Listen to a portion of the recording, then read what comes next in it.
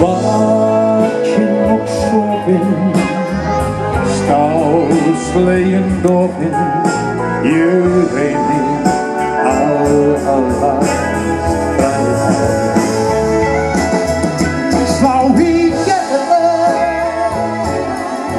slá í gegn, þú veist ég þrái að slá í gegn.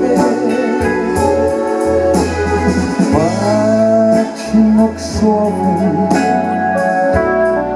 stálslegin dofin, hefur það reynst mér að það verður þessi eins og það. Og eins og þið vitið, þá ég tilbúinn að gera næstum hvað sem eða svo til fyrir bragðina.